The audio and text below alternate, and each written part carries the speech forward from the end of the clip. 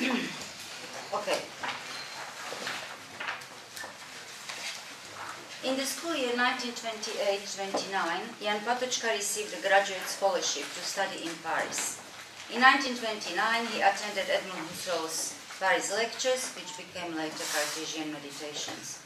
At the time, Patočka was already familiar with Husserl's work, but the lecture made a lasting impression on him. Patočka's fight against positivism in philosophy and sciences was invigorated by Husserl's lecture. Husserl's phenomenology, his critique of positive science as science lost in the world that forgets its own foundation and relies on the unreflected naivetes of a higher order, and his call to self-responsibility resonated with Patočka's thinking and deeply influenced him. In 1933, equipped with a Humboldt scholarship, he studied in Berlin, attending lectures by Nikolai Hartmann, Werner Jager, and Jakob Klein, only to move to Freiburg to study with Husserl. In a letter dated May 12, 1933, Husserl responds to Patočka's request to study with him. If you really want to learn understanding, and if you do not bring with yourself ready-made philosophical convictions, those intellectual blinkers grown on ice, then you are warmly welcome. I am happy to help and entrust you to the care of my assistant, Eugen Fink. Patočka and Fink form a lifelong friendship. Moreover, Fink's critical stance towards Husserl and Heidegger's phenomenology was important for Patočka's later thinking. During his Freiburg visit, Patočka also attended Heidegger's seminar. It is in this historical context that I propose to revisit Patočka's 1931 PhD dissertation, The Concept of Evidence and its Significance for Knowledge. Patočka's 1933 encounter with Husserl was also an encounter with Klein and Fink, both encouraging him to attend Heidegger's seminars. These intellectual contacts took place after writing his Concept of Evidence. Hence, revisiting his PhD dissertation may provide us, or that's my claim, with a different perspective to assess Patočka's thinking prior to his conversation with Husserl, Fink, and his encounter with Heidegger. Given that for Patočka, the history of thinking is condition sine qua non of thinking per se, I suggest that Patočka's attention to this historical perspective might be one of the ways to assess his early and later writing. My aim in this paper then is to highlight certain themes that are present in Patočka's PhD dissertation from 1931. I will not claim that this is the only way to interpret Patočka's dissertation, and I will not present a sustained interpretation of its content.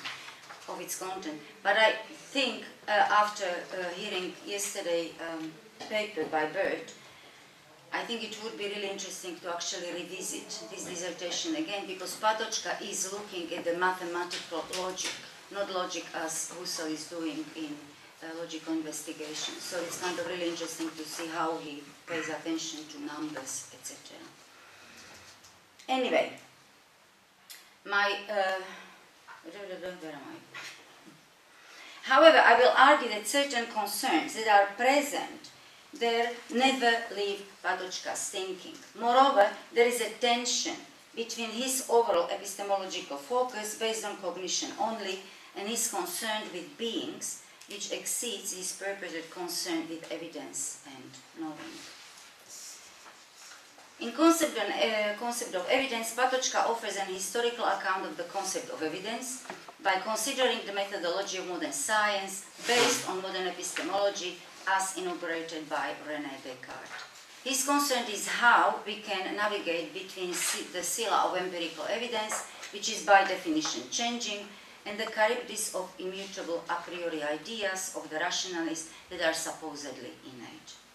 To offer a different approach to the concept of evidence, Patočka examines rationalist and empiricist systems, and he points out that the rationalists dispense with the idea of external world and construct it through method, while empiricists dispense with the external world as well, place it in the human mind on the model of spatium, where ideas are almost literally taken as pictures of external things in the mind. Following from this unexamined assumption, we supposedly compose complex ideas from simple ideas. Who or what performs this composition, as we know, was already questioned by Leibniz. The historical account that Patočka presents points to the importance of the concept of evidence that is equally pertinent to both positions and highlights the problem at the heart of modern epistemology. Rationalism and empiricism are the outcome of Descartes' search for the certainty of knowledge and the self-sustained absolute evidence that does not need any other thing for its existence. In Descartes, of course, only God fulfills this condition, because God creates everything, hence he does not need anything else for his being. However, per analogiam, Descartes uses the being of God to argue that since res cogitans and res extensa need nothing except God to exist, in this derivative sense, these two substances into which he splits the world are not only self-sufficient, but also self-subsistent. Rationalism takes over the notion of absolute evidence, while by contrast, empiricists question the rationalist idea of absolute evidence, arguing instead that evidence must come from experience. Yet, since empiricists accept the Cartesian split between the world and thinking, there remains the problem of accounting for experience. In what way do we experience things in the world if the world is independent from our thinking? Given the history of modern epistemology, Patočka asks how can we account for human knowledge, how can we jump over the crevice between the world and thinking created by the tradition. To reconsider modern epistemology, Patočka starts with cognition. How can we know that our thinking is about the world? How can we know the meaningful whole and the truth that is its correlate? How can we think about the evidence that we need in order to justify the meaningful constitution of a triangle, for example? He suggests that this third whole of a triangle is the object of cognition, therefore it cannot be independent from me. It is not inaccessible to me. However, is knowing a triangle enough to account for the being of a triangle? How do we know that the triangle about which we think is in reality? Is it possible to infer from knowing the triangle that triangles exist? Patočka does not ask these questions, but he asks instead how we can address the question concerning what is. We can formulate the problem differently. Is Patočka inquiring about the being of beings, or is he searching for evidence concerning our ways of knowing? Does Patočka ask a question about the being of a thing or state of affairs that is in the world that he wants to know about, or does he ask how can I know and give evidence for my knowing of a thing or a state of affairs? As Kant noted, existence is not a real predicate. In other words, and to simplify somewhat, something must already exist if we want to speak about it. So in this context, what does the question concerning what is relate to? It might be argued that two different inquiries can proceed from this question, depending on the starting point, epistemology or ontology. In concept of evidence, both inquiries, ontological and epistemological, are subsumed under cognition. Knowing is thinking that aims at the formation of meaning by providing reasons for the fullness of meaning, for the clarity of a thought whole. Thinking is cogitatio, and reasons in the form of thoughts are cogitatum. The chain of reasoning constitutes evidence. Each reason is built on another, tied together from the antecedent truth to the consequent, thereby constituting the full sense. When we look at triangle, we simply cannot know that the sum of its inside angles is 180 degrees. For us to grasp the meaning of a triangle, we must know what a triangle is, what angles are, and why the sum of them is 180 degrees. We need reasons to understand it. In the case of mathematical knowledge, we need a specific artificial method supplied by mathematics.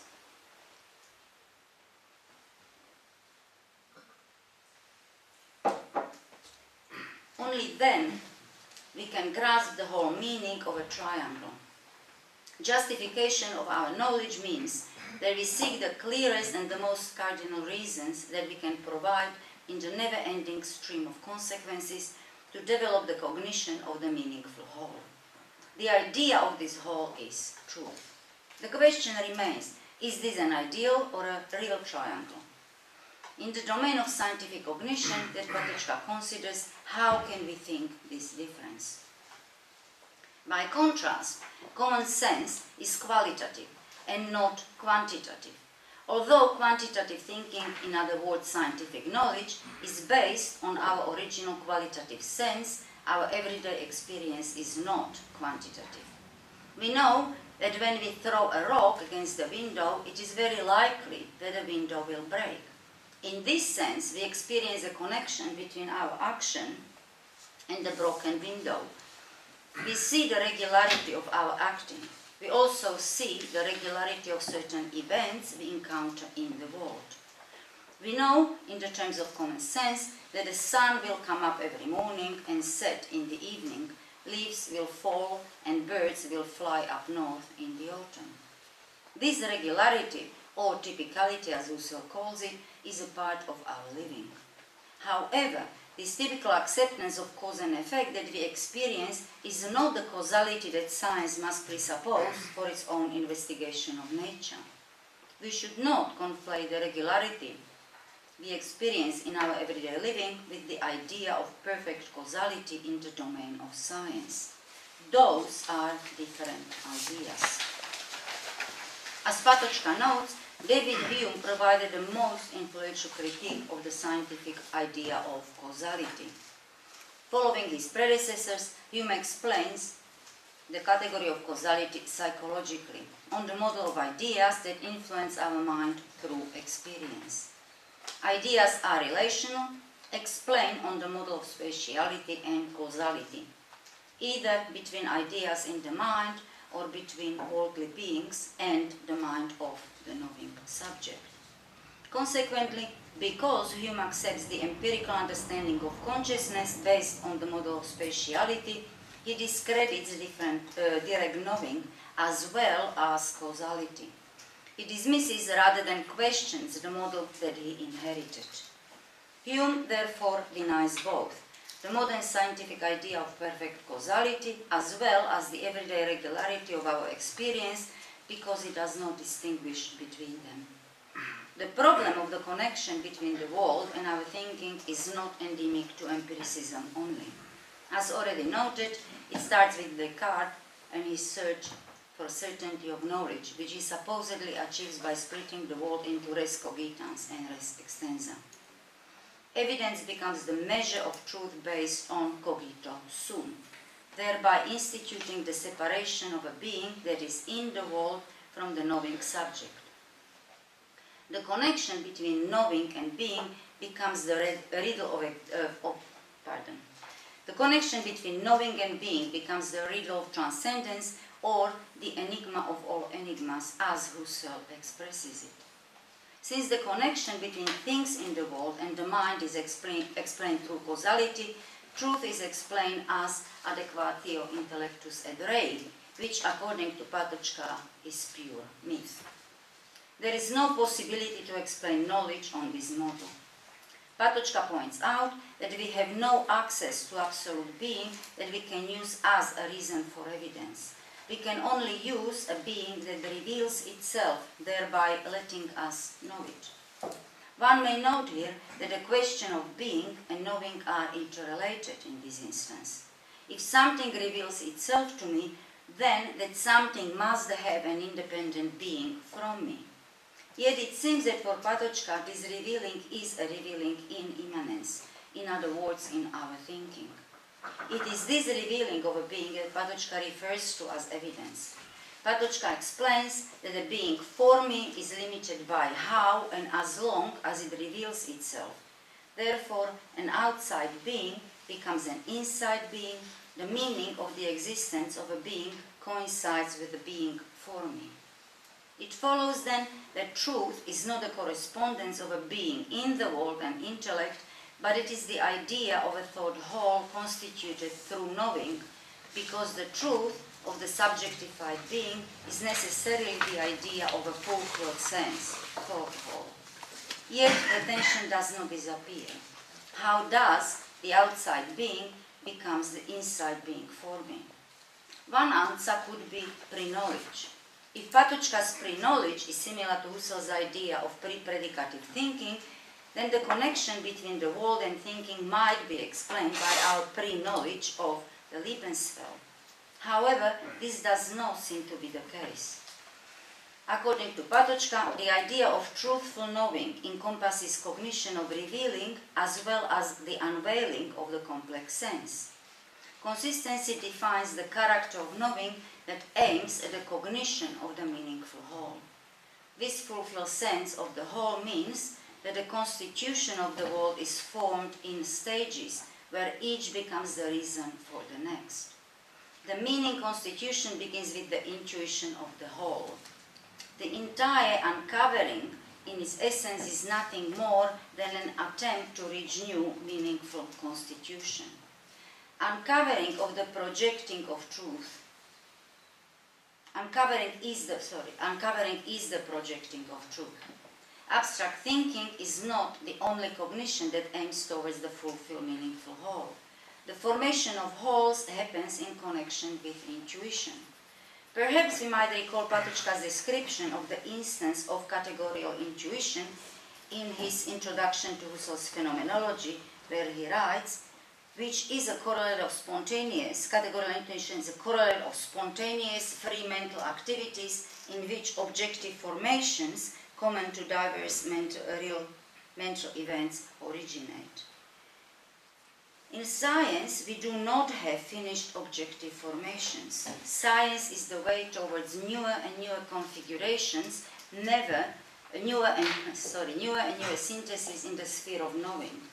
In this connection, Patočka tries to unpack what is pre-knowledge.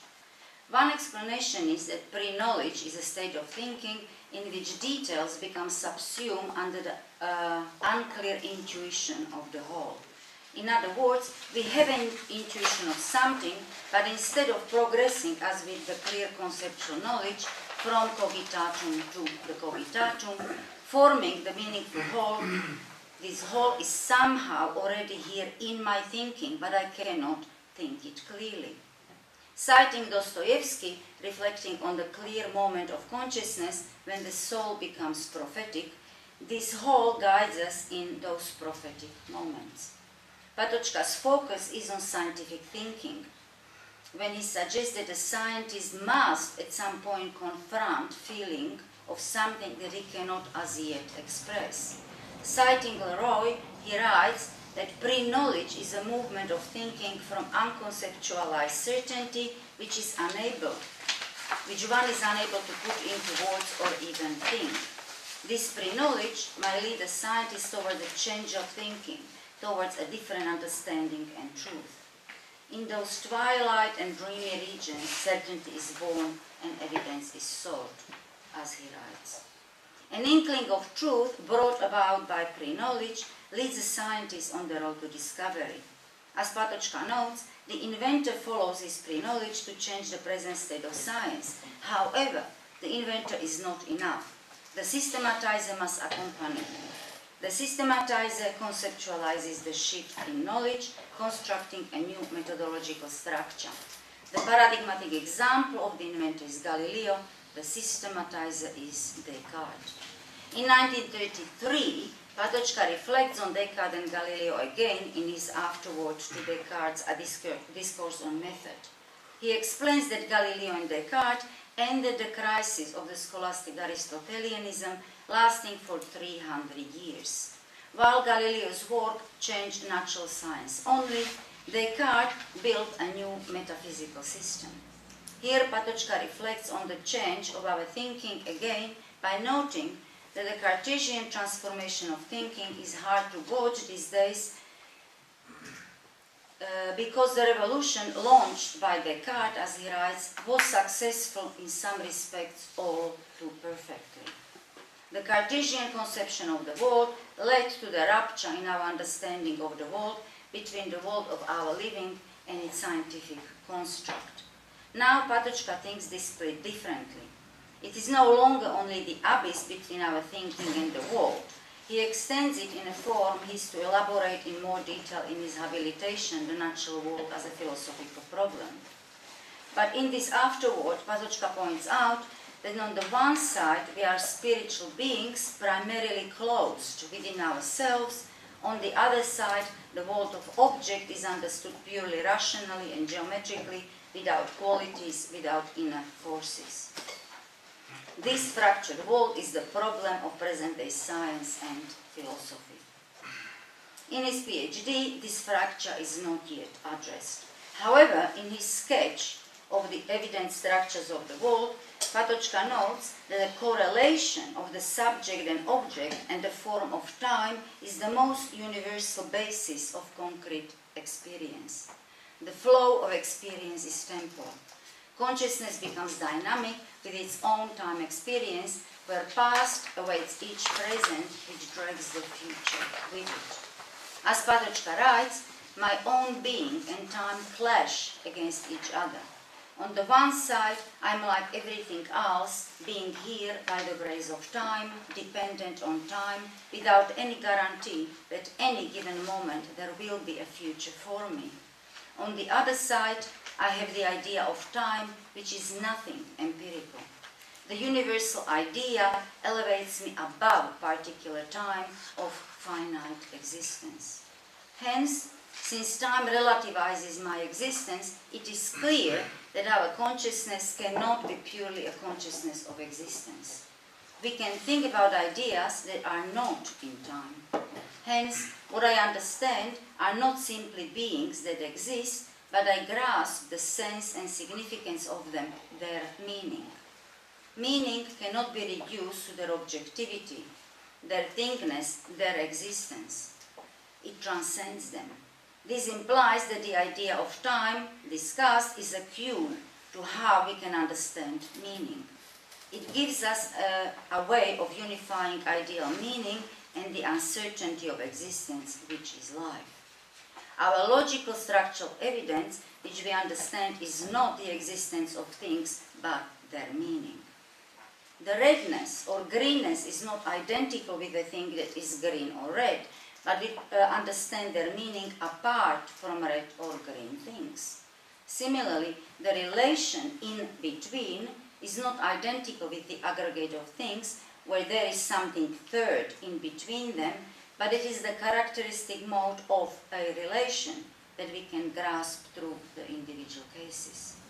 Patočka follows his discussion of our understanding of ideas and their different role in mathematical and natural sciences. He points out that this is a domain of natural laws only.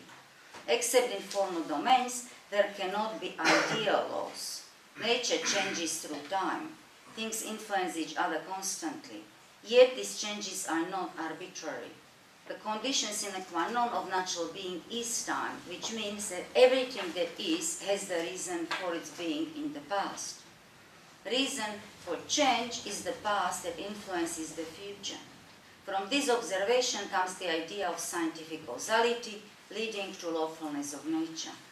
However, this lawfulness is predicated on the neutralization of time to a homogeneous medium that is free of contingency. In other words, although the idea of scientific causality leads naturally to the idea of natural lawfulness, natural science cannot reduce this lawfulness to its logical moment. To reduce nature to its scientific model would mean that the world of our living will become only the spatial whole, where time would become one of the dimension of space. Scientific nature is not the world in which we live. Thus, as Patočka sums up, there is no law that science could legislate as unchanging, yet each scientist must believe in the principle of constancy. The principle of constancy gives certainty to the natural scientist in researching the facts of nature relative to the current state of knowledge. For the ancient Ionian physicists, the fact was that the earth is flat, while for us this is simply a prejudice. There is a relation between the state of scientific knowledge and the form of evidence employed, because scientific cognition and the evidence needed for its support are mutable. Each new aspect of knowledge requires new evidence.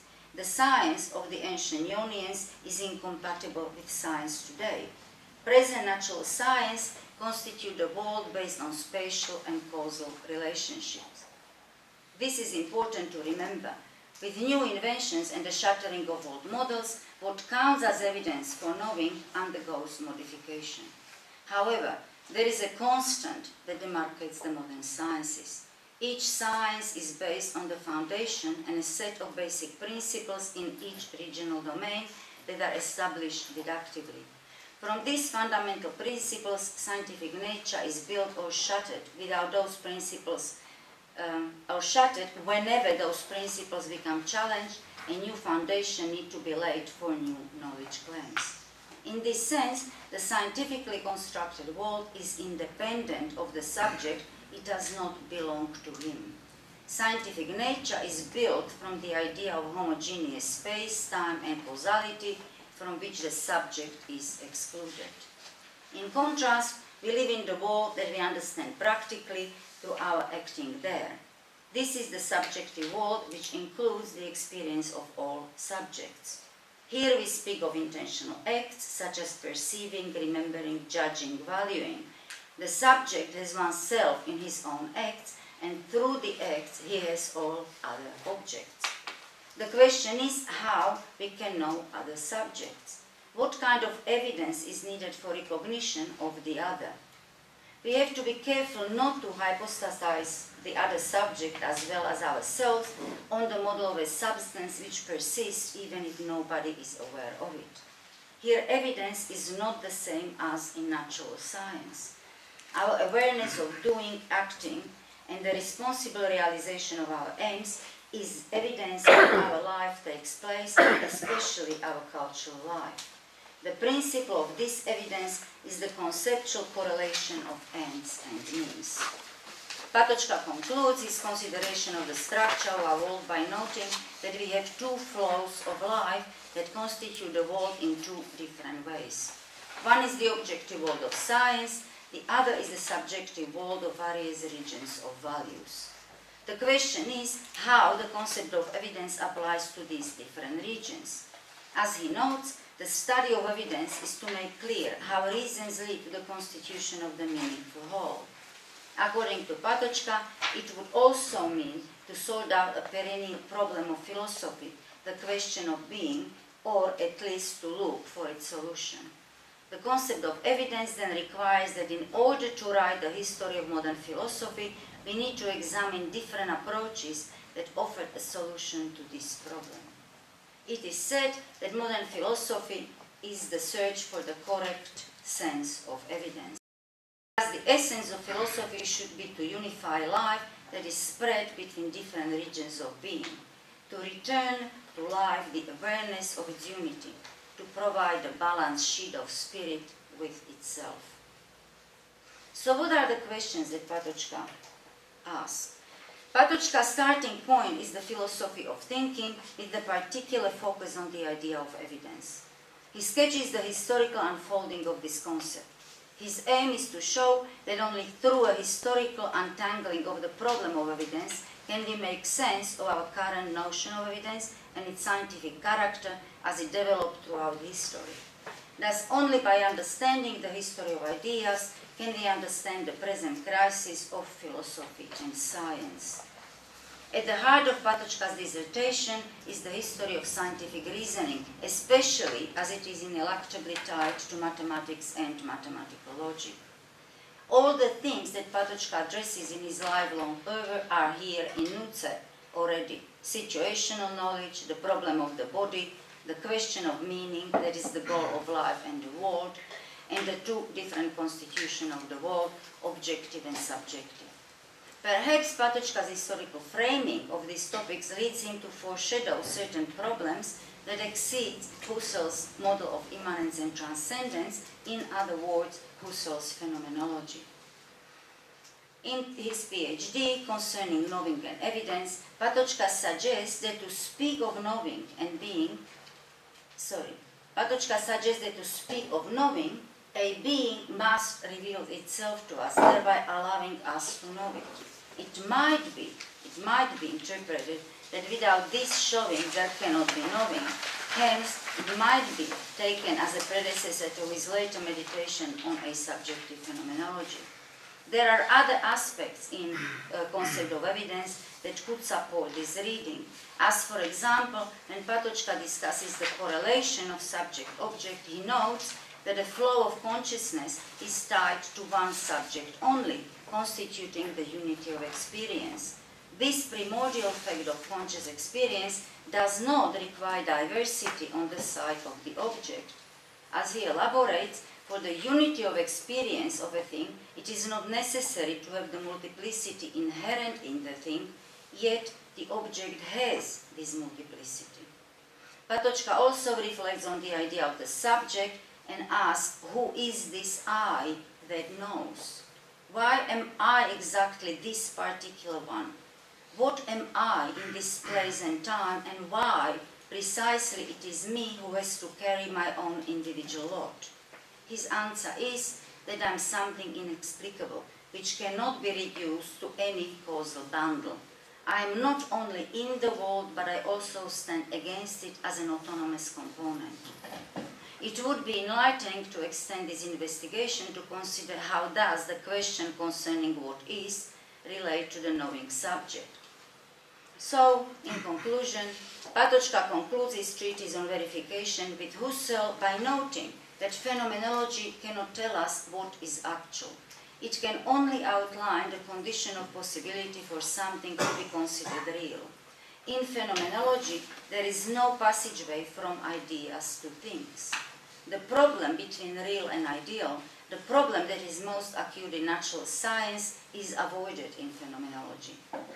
In the last part of his dissertation, Patočka employs Husserl's concept of evidence to answer most of his queries that he puts to the modern tradition in the preceding part of his work. Yet, there is an important caveat in the last sentence of his PhD. According to Patočka, Husserl does not offer a finished philosophy, but rather provides the best possible philosophical attempt so far at answering the question of evidence inherited from modern epistemology. His natural world as philosophical problem follows Husserl's transcendental method.